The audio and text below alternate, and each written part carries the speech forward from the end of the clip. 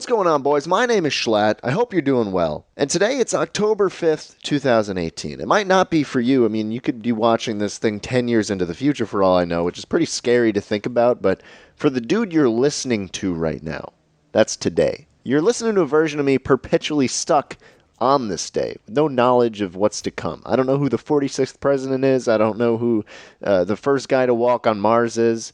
I don't know how many bowls of Lucky Charms I'm going to eat tomorrow. I'm stuck. In a way, I'm like a human time capsule. The stuff I had in my mind when I recorded this episode is nothing like the stuff I have in my mind now. It's cool to think about, though. I started thinking about this notion of, like, who is the real you after I saw Corridor Digital's video series called Sync. It's kind of like a Ship of Theseus situation. So there's this cloud computing company that works with people's consciousnesses.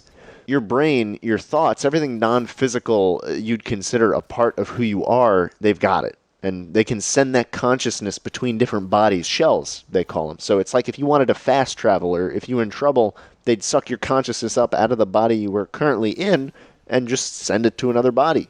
And that's still you, you know? You're still you if you think about it, right? So we follow this guy who's getting beamed around to different bodies. And I hate to spoil a main part of the series, but come on, if you want to watch it, you would have done it already. It's been out for so many years, and it's impossible for me to, talk about this topic without spoiling it anyway. So something fucks up with the process. I think it was some hack or something. Something bad happens to the point where they need to restore this guy from a backup of his consciousness, one that they have saved from a couple days ago. But the problem is the guy himself isn't dead. He's still alive. He didn't die, so now there's two versions of him. One that's the current version, with the one that we've been following the whole time. For all intents and purposes, him.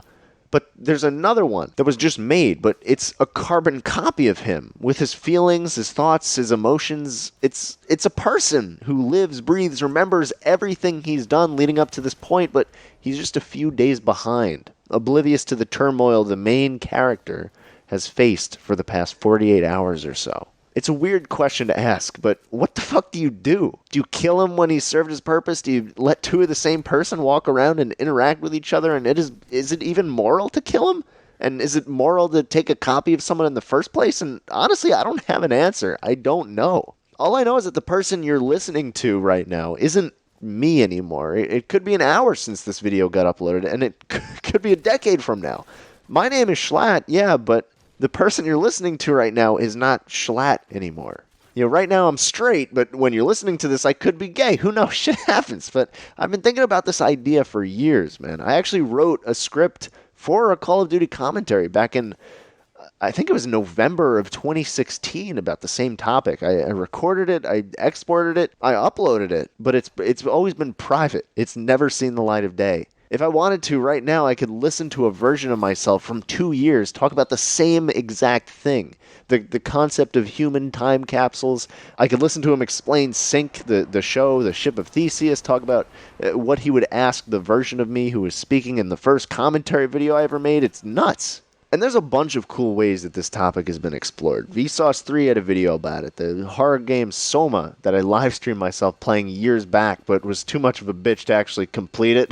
That game had an ending where the dude sends himself to this paradise in the clouds, but we find out that he just sends a version of himself. And the real him, the real person that we've been playing as and that we've grown attached to through all the dialogue and the shit we've been through, he's there still. He doesn't make it. It's not a happy ending for him, and he's doomed to spend eternity in this pile of wreckage.